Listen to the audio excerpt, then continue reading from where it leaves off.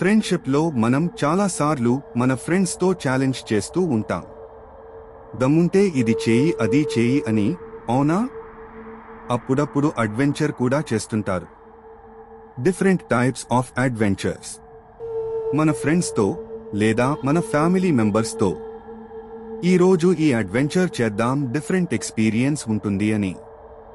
కానీ అదే different adventurous experience మనకు కొన్నిసార్లు మంచి ఎక్స్పీరియన్స్ ఇస్తాయి, మరికొన్నిసార్లు ఆ ఎక్స్పీరియన్స్ చెప్పడానికి కూడా ఎవరూ ఉండరు, లేదా చెప్పే కండిషన్లో అయినా ఉండరు. ఇలాంటిదే మన సోమేష్, సాయి, సంపత్లతో జరిగింది. వీళ్ళు వైజాగ్లో ఉండేవాళ్లు. చిన్నప్పటి నుంచి మంచి ఫ్రెండ్స్. వీళ్ళకి అడ్వెంచర్స్ చేయాలంటే చాలా ఇష్టం. వీళ్ళు ఎప్పుడూ పిక్నిక్ అని, అడ్వెంచర్ అని ఎప్పుడూ బైక్స్ వేసుకుని తిరుగుతూ ఉండేవాళ్లు. కొన్నిసార్లు సిటీలో అయితే, మరికొన్నిసార్లు సిటీ అవుట్స్కర్ట్స్ లో. వీళ్ళు మోస్ట్లీ ఎలాంటి ప్లేసెస్ సెలెక్ట్ చేసుకునేవాళ్లంటే, వీళ్ళు ఆ ప్లేస్ కి వెళితే అక్కడ ఎవరూ ఉండకూడదు, వీళ్ళు మాత్రమే ఉండాలి. ఫుల్ గా ఎంజాయ్ చేయాలి, ఎవరూ డిస్టర్బ్ చేయకూడదు. అలాంటి మైండ్ సెట్ కలిగిన వాళ్ళు. కిక్కు మాయా కిక్కు. అయితే ఒకరోజు సరదాగా అరకు వెళ్దామని అనుకున్నారు. అది కూడా రాత్రి. ఈవినింగ్ ప్లాన్ చేసుకున్నారు. నైట్ డిన్నర్ తినేసి ఆల్మోస్ట్ 10:30కి స్టార్ట్ అయ్యారు. వీళ్ళు చాలాసార్లు అరకు అయితే వెళ్లారు, కానీ నైట్ వెళ్లలేదు. ఈసారి రాత్రికి వెళ్దామని బయలుదేరారు. ముగ్గురు ఒకే బైక్ మీద ట్యాంక్ ఫుల్ చేయించుకుని స్టార్ట్ అయ్యారు. ఆడుతూ పాడుతూ సరదాగా కబుర్లు చెప్పుకుంటూ చాలా జాలీగా వెళ్తున్నారు. వీళ్ళు వెళ్లే దారిలో చాలా పాత శ్మశానం ఉంది. అక్కడికి ఎవరూ రారు. ఆ శ్మశానాన్ని చాలా సంవత్సరాల ముందే మూసేశారు. ఆ శ్మశానం గురించి తెలిసిన వాళ్ళు రాత్రి పూట అటువైపు రాను కూడా రారు. ఆ శ్మశానానికి చాలా పెద్ద స్టోరీయే ఉంది. కానీ ఇప్పుడు కాదు, తర్వాత ఎప్పుడైనా చెప్తాను. మీరు ముందు సబ్స్క్రైబ్ చేసుకోండి, ఇలాంటి వింతైన కథలు రోజు మీ ముందుకు తెస్తూ ఉంటాను. సరే, ఇప్పుడు మనోళ్ళు ఏం చేస్తున్నారో చూద్దాం. సోమేష్, సాయి, సంపత్ ముగ్గురు ఆ శ్మశానం మీద నుంచే వెళ్ళాలి. వేరే దారి లేదు. ఎందుకంటే అరకు వెళ్లాలంటే ఆ కొండ దారిలోనే వెళ్ళాలి. కరెక్ట్గా రాత్రి 12 అయింది. వీళ్ళు ఆ శ్మశానం గేట్ ముందుకు రాగానే సడన్ గా వీళ్ల మీదకి ఒక నల్ల పిల్లి దూకింది. బైక్ స్కేడ్ అయి ముగ్గురు కింద పడిపోయారు. పెద్దగా దెబ్బలేమీ తగల్లేదు, బైక్ మాత్రం ఆ శ్మశానం గోడకి గుద్దుకుంది. సోమేష్ బైక్ ఎత్తి స్టార్ట్ చేస్తున్నాడు, కానీ స్టార్ట్ అవ్వడం లేదు. సెల్ఫ్ కొడుతున్నాడు, కిచ కీచ సౌండ్ వస్తుంది తప్ప స్టార్ట్ అవ్వడం లేదు. కిక్ కొట్టాడు, అయినా స్టార్ట్ అవ్వటం లేదు. ముగ్గురు ట్రై చేశారు, స్టార్ట్ అవ్వలేదు. అలసిపోయి అక్కడ ఒక అరుగు ఉంటే అక్కడ కూర్చొని నీళ్లు తాగుతుంటే సాయికి ఎందుకో ఆ శ్మశానంలోకి వెళ్లాలనిపించింది. అరే మాయా, లోపలికి వెళ్దాం పదండిరా అని అన్నాడు. దానికి సంపత్, అరే వద్దు రా మాయా, చూస్తుంటే చాలా భయంకరంగా ఉంది. దీన్ని ఎవరూ మెయింటైన్ కూడా చేయడం లేదనుకుంటా. లోపల అన్ని పెద్ద పెద్ద చెట్లు, చెత్త చెదారం అంతా చూడు ఎంత అధ్వానంగా ఉందో. సోమేష్, సాయి ఇద్దరూ సంపత్ మాటలకు నవ్వారు. ఏరా, భయంగా ఉందా? దీనికి సంపత్, ఛఛ, నాకు భయమేంటి మాయా, నేనొక్కడినే లోపలికి వెళ్ళి రాగలను. అవునా? అయితే వెళ్ళు. నీకు అంత దమ్ము, ధైర్యం ఉంటే వెళ్ళు. ఒక్కడివే వెళ్ళి ఒక 10 నిమిషాలు లోపల ఉండి రావాలి. అలా వస్తే మా బ్యాచ్లో నువ్వే తోపు అని ఒప్పుకుంటాం. ఏమి, ఓకేనా? లోపలి నుంచి భయపడుతూనే సంపత్ వాళ్ల ఛాలెంజ్కి ఒప్పుకున్నాడు. అయితే సరే, లోపల చివర చెట్టుకి నువ్వు ఈ కర్చీఫ్ కట్టేసిరా. మేము రేపు తిరిగి వెళ్లేటప్పుడు లోపలికెళ్ళి చూస్తాము, నువ్వు నిజంగా కర్చీఫ్ కట్టావా లేదా అని. ఓకేనా? సరే అని సంపత్ భయపడుతూ గేట్ దగ్గరికి వెళ్ళాడు. గేట్ చాలా హీనమైన స్థితిలో ఉంది. ముళ్ల కంప, తీగలు దానికి అంటుకుని ఉన్నాయి. లోపలికి వెళ్లడానికి వీలు లేదు. లోపలికి వెళ్లే దారి కూడా మూసుకుని పోయింది. అయినా సంపత్ ధైర్యం చేసి తన ఫోన్లో టార్చ్ వేసుకుని లోపలికి వెళ్ళాడు. సంపత్ కొంచెం దూరం వెళ్లే వరకు బయట ఉన్న సోమేష్కి సాయికి కనిపించాడు. ఆ తర్వాత సంపత్ కనిపించలేదు.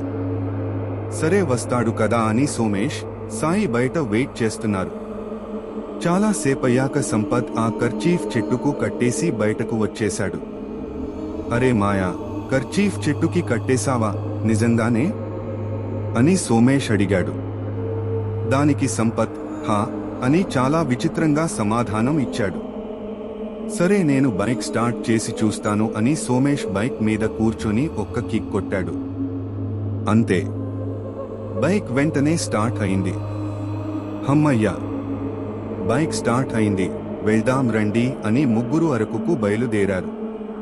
అక్కడికి వెళ్ళాక సోమేష్, సాయి బాగా ఎంజాయ్ చేస్తున్నారు. సెల్ఫీలు దిగుతూ, వాటర్ ఫాల్స్ దగ్గర స్నానాలు చేస్తూ ఫుల్గా ఎంజాయ్ చేస్తున్నారు. కానీ సంపత్ మాత్రం అలానే కూర్చొని ఒకే వైపు చూస్తున్నాడు. అరే సంపత్, రా రా అని ఎంత పిలిచినా పలకడం లేదు. సరే వాడ్ని వదిలేయి మనం ఎంజాయ్ చేద్దాం అని సోమేష్ సాయి ఇద్దరూ బాగా ఎంజాయ్ చేస్తున్నారు. మధ్యాహ్నం అయింది. వీళ్ళకి బాగా ఆకలేస్తుంది. ఒక హోటల్కి వెళ్లి కూర్చున్నారు. సోమేష్ సాయి ఇద్దరూ వాళ్లకి ఏం కావాలో ఆర్డర్ ఇచ్చుకున్నారు. కానీ సంపత్ మాత్రం ఏమీ ఆర్డర్ చేయలేదు. వీళ్లు సంపత్ని పదే పదే అడుగుతున్నారు, మాయా ఏమైందిరా? ఏమీ మాట్లాడడం లేదు. ఒకే వైపు చూస్తున్నాడు కానీ ఏమీ మాట్లాడటం లేదు. సరే వదిలే అని ఇద్దరూ బాగా తిన్నారు. ఇక రిటర్న్ వెళ్దామని బైక్ స్టార్ట్ చేసి ముగ్గురు బైక్ మీద కూర్చొని బయలుదేరారు. కరెక్ట్గా మళ్లీ ఆ శ్మశానం దగ్గరికి వచ్చేసరికి మళ్లీ బైక్ ఆగిపోయింది.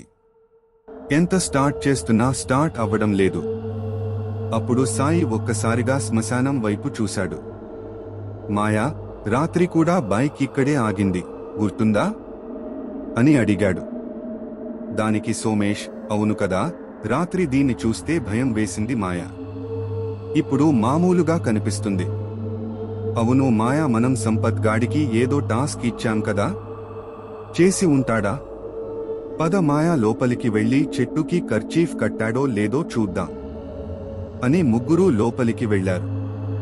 కొంచెం దూరం వెళ్ళాక సంపత్ కనిపించలేదు. ఎంత వెతికినా కనిపించలేదు. చాలాసేపు వెతికిన తర్వాత ఒక చెట్టు దగ్గర సంపత్ స్పృహ తప్పి పడిపోయి ఉన్నాడు. ఇద్దరూ సంపత్ దగ్గరికి వెళ్లి, రేయ్ మాయా, మాయా లేరా? ఎంత లేపినా లేవకపోయేసరికి సోమేష్ సాయి ఇద్దరూ సంపత్ని ఎత్తుకుని బయటికి తీసుకెళ్లారు. బైక్ మీద మధ్యలో కూర్చోబెట్టుకుని హాస్పిటల్కి తీసుకెళ్లారు.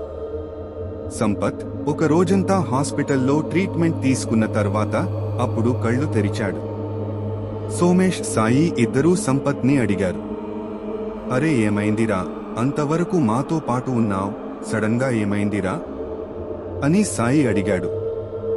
దీనికి సంపత్, రాత్రి నేను ఆ శ్మశానంలో చెట్టుకి కర్చీఫ్ కట్టడానికి వెళ్ళాను కదా, కరెక్ట్ గా కర్చీఫ్ కడదామని కర్చీఫ్ జేబులో నుంచి తీసి కట్టబోయాను.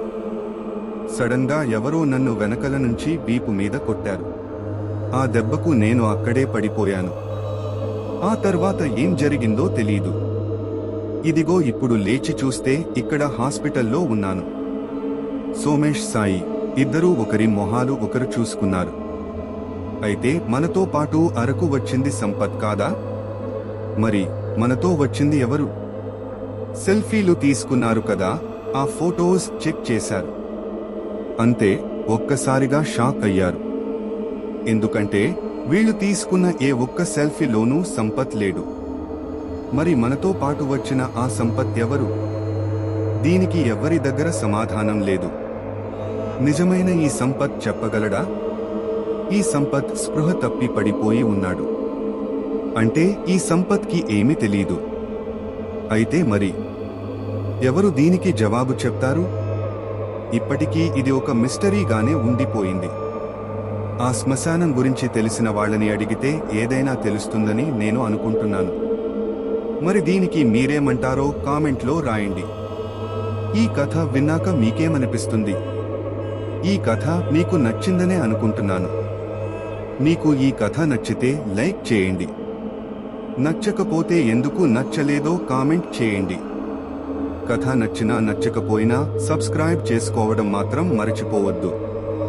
సబ్స్క్రైబ్ చేసుకుని పక్కన ఉన్న బెల్ కొడితే 3 ఆప్షన్స్ వస్తాయి. అందులో ఆల్ అని పైన ఉంటుంది, దాన్ని సెలెక్ట్ చేసుకోండి.